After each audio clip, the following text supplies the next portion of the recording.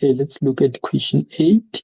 So it says in which is electric circuit, it says in the circuit below the battery has an EMF of 12 volts and an internal resistance R. The three resistors and a light bulb are connected as shown in the diagram. Okay, the resistance of the bulb is 2 ohm. Both switches S1 and S2 are open. The connecting wires and the ammeter reading has negligible resistance. Okay, so everything that we have, this is the EMF. Okay,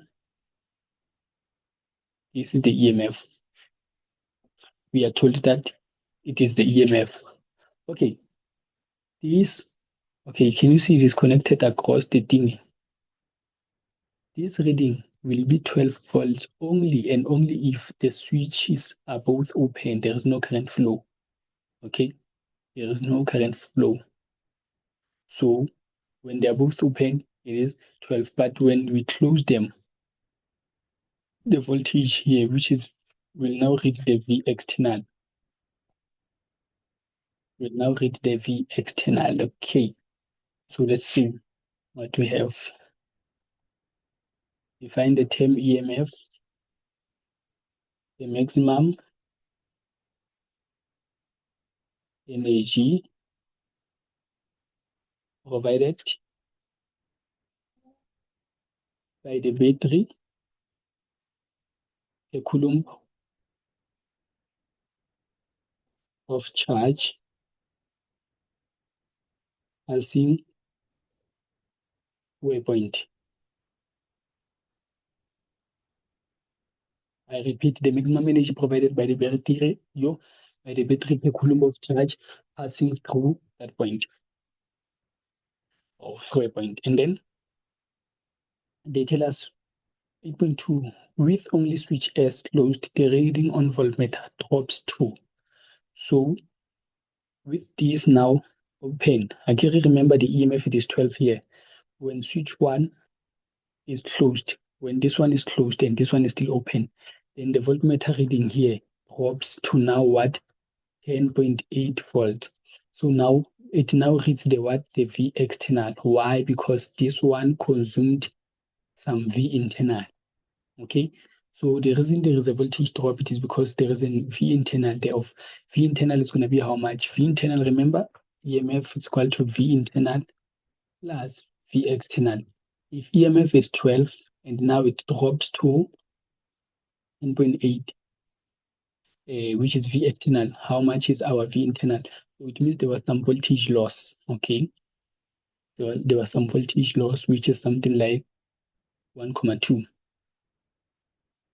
Okay, so V external, it is 10.8 volts, then V internal it is 1.2. Then what? Calculate the reading on ammeter A. Well, the reading on ammeter A, yeah, okay, remember this one. You can ignore this branch. Why? Because there is no current flow. Can you see? The current will flow from here. It won't go to the other side because it is open. So it will just go there and there. So this becomes a series connection, right? So if I want to find the current A, I'll say, oh, okay, how about I use my EMF formula? Okay, is it gonna help me? Let's see. Okay, I can see R total it is equal to, or let me say R external. Okay, to be more specific, R external it is equal to, I'm gonna sum all the, remember this one, for now it's not here. So I'm gonna sum all my resistance that are external, not the internal, not this one. So it's gonna be 6 plus 6. So it's only 2, 6 plus 6. And then I can say R, okay, I, it is equal to V divided by R. V external, R external.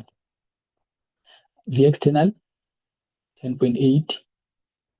R external, 12. And then we get something like 10 8 divided by 12. We get something like 0.9 volts. Okay, sorry, amps. Okay, 0.9 amps. Cool.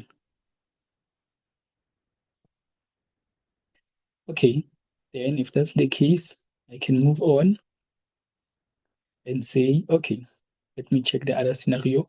Calculate the internal resistance. Okay, it's easy. E it is equal to I R plus R.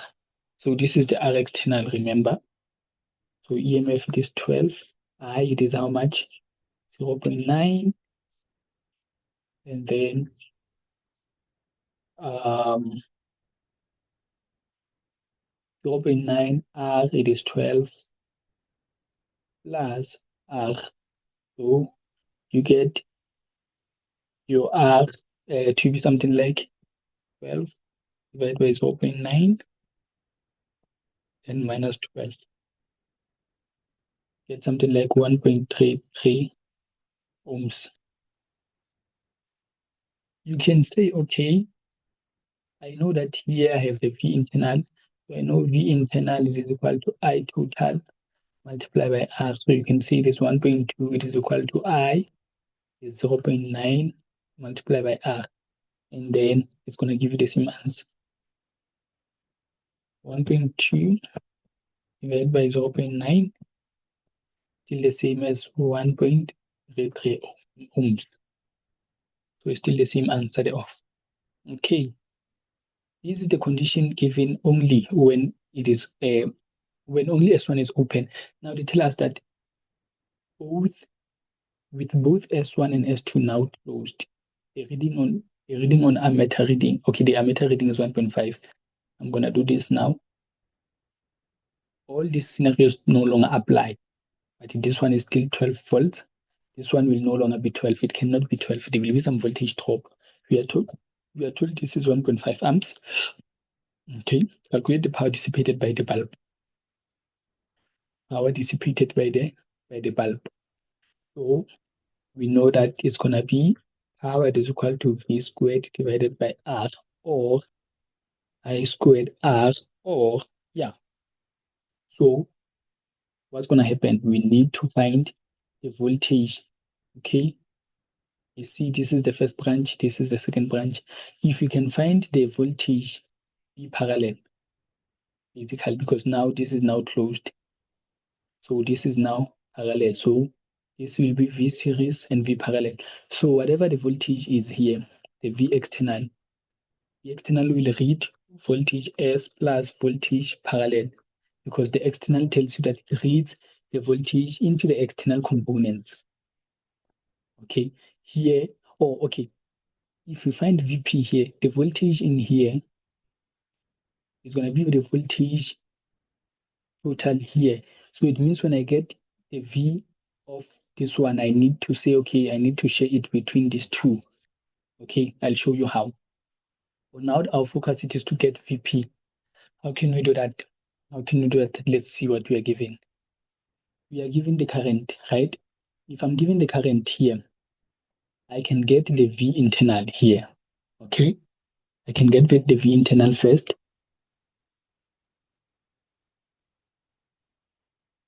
Okay, I can't because I don't know the, okay. EMF and R they do not change. Whether you are connected in parallel, whether this one is open or closed or what, EMF and internal resistance, they do not change because they come with the battery. Okay, they do not change, they come with the battery. So the R that we calculated here to be 1.33 is going to be the same. Okay, so it's going to be 1.5 multiplied by 1.33, which gives me something like, let's say, 2 volts, maybe. Yeah, I'd say 2 volts.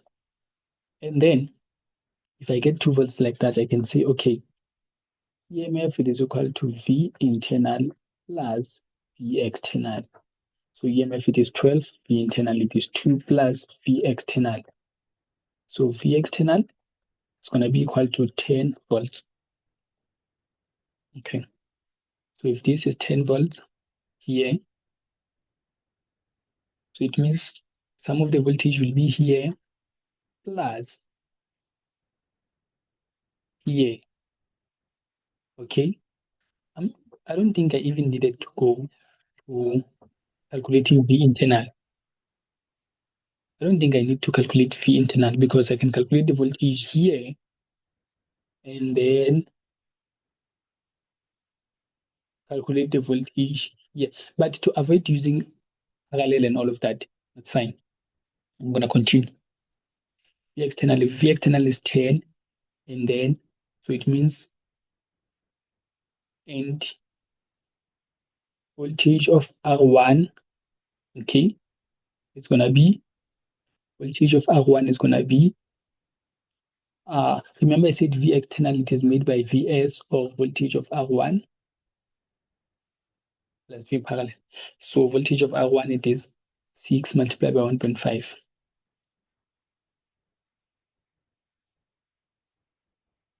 6 multiplied by 1.5, which is something like 6 multiplied by 1.5, 9 volts. So if this is 9 volts here, if this is 9 volts here, so it means here there will be how many volts? So it means here we will have, for the V parallel will be 1 volt. Okay? So it means now V parallel is going to be V external minus V of R1, which is 10 minus 9, which is 1 volt. So if V parallel it is 1 volt here, if this is 1 volt here, I know that the voltage, okay, the voltage here it is 1 volt. Also the voltage in here is going to be 1 volt. And can you see in the bottom branch, we have two components. So it means those two components are going to share the 1 volt. Okay. So how are they going to share the 1 volt? So I know the voltage divider rule says it's going to be voltage for the 2 ohm. It's going to be 1 volt total multiplied by the bulb in here. It is 2 divided by the total. It is 5.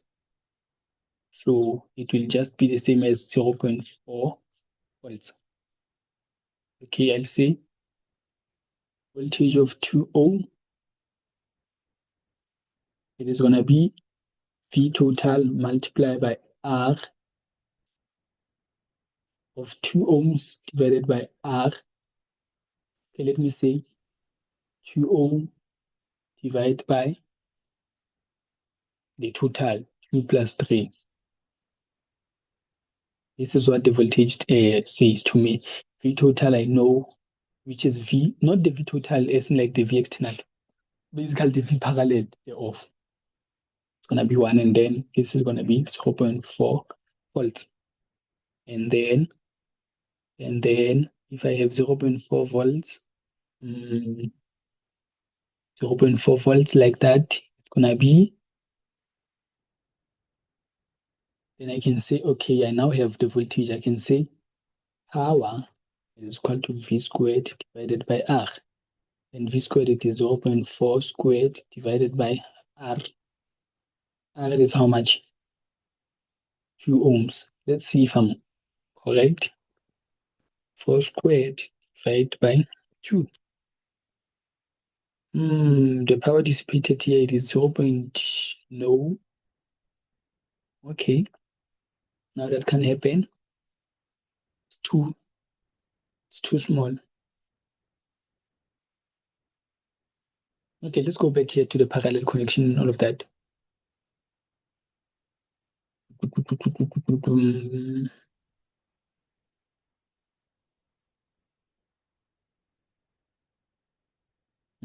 Actually, let me do this.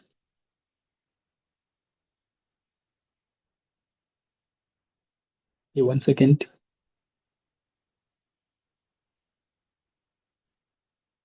Okay.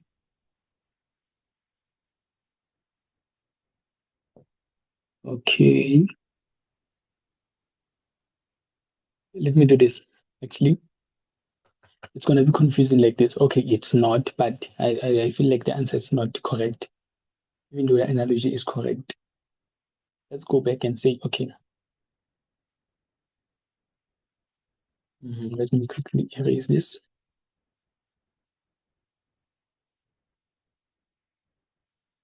Okay, let's come back here and say, okay, let's do everything here so that we make sense of it.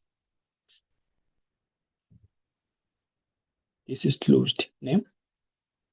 So we know the current here is 1.5 amps. And then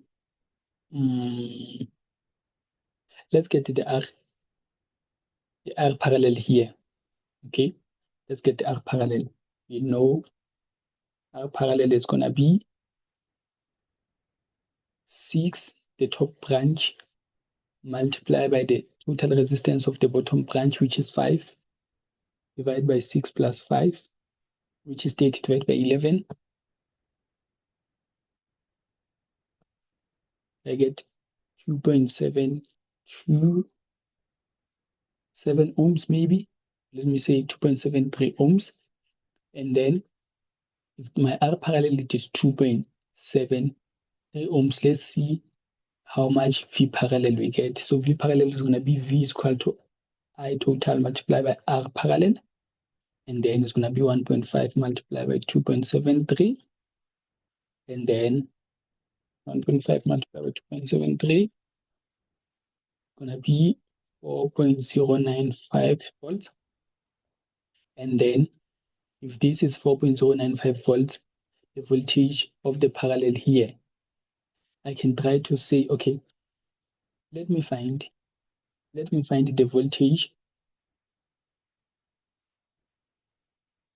voltage here. Okay, the voltage at the top, it is 4.095, and the total voltage at the bottom of this one and this one, it needs to be 4.095. So I can divide the voltage between these two components. So I can say the voltage of the 2 ohms, we apply voltage divider rule as I did. It's going to be the total, which is 4.095 multiplied by how much? By 2 divided by 5. And then we get this to be something like how much? Let me read this. Multiply by 0.4. Get something like 1.638 volts. This is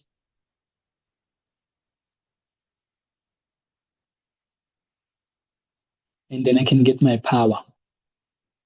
How can I get my power? I can get my power by saying P is equal to V squared over R. My V squared, it is 1.638 squared divided by 2. And then let's see. Okay, the answer now makes sense. So the power, it is 1.34 watts.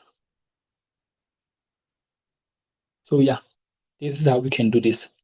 Firstly, find the R parallel, and then find the voltage of the parallel, and then apply voltage divider rule. And then after applying voltage divider rule, you know this value, you come here, substitute, and you get the power.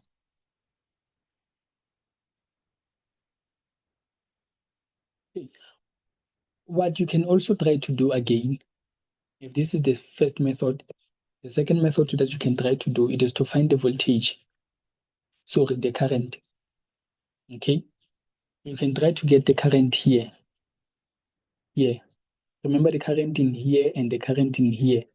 So the current that is going to move here is the same for R3, for 3 ohm as well as 2 ohm. So I can use this one. P is equal to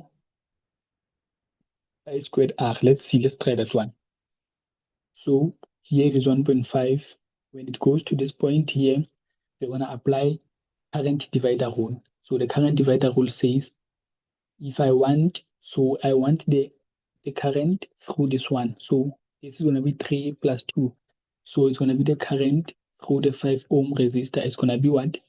The current divider rule works differently from the voltage divider rule. The current divider rule says it needs to be the I total multiply by the resistor opposite to the 5 ohm. Which one is opposite to the 5 ohm? It is this one, the 6 ohm, which is 6 ohm divided by the what? By the R total. The R total, it is the sum, this plus this plus this. Okay? This is 6 ohm. So it's going to be I total, it is 1.5. Remember the answer was 1.34 watts. So 1.5 multiplied by 6 ohm divided by the total, it is 6 plus 3 plus this, it is 11. And then 1.5 multiplied by 6 divided by 11. Get something like 0.818 amps. And then I can say, okay, power it is equal to I squared R. 0.818 squared my R 2. Let's confirm. 0.818 squared times 2.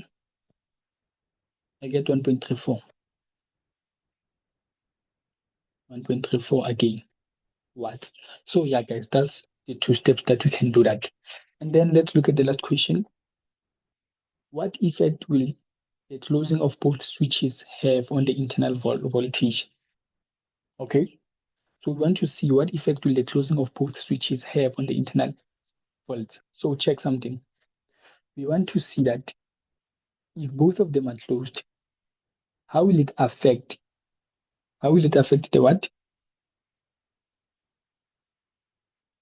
On the internal voltage. We want to know whether it's going to increase, decrease, or remain the same, and you need to explain. Remember when one of these, when we only closed this was 1.2. We want to see if both of them are closed, how much is going to be the reading of this one. Before we answer this question, I want you to see something. Before you choose increase, decrease, or remain the same, when we close this switch here, we are adding the parallel connection, right? And we know that when I add the parallel connection, what is it that am I doing? I am doing what? I am decreasing the R external, the external resistance. Okay? I'm decreasing the R external. So before I answer increase, decrease the same, I'm going to leave a space here. I'm going to say the R external,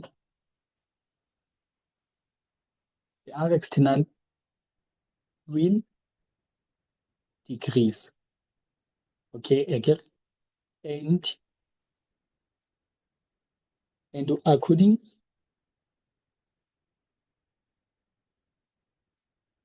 let's say according to Ohm's law,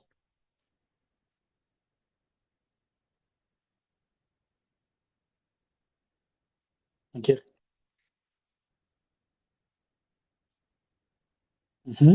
Okay, let me say according to Ohm's law, this one R is inversely proportional to the current. I guess. So I'm gonna say the total current will do what? Will increase. I guess. And now since the EMF and the internal resistance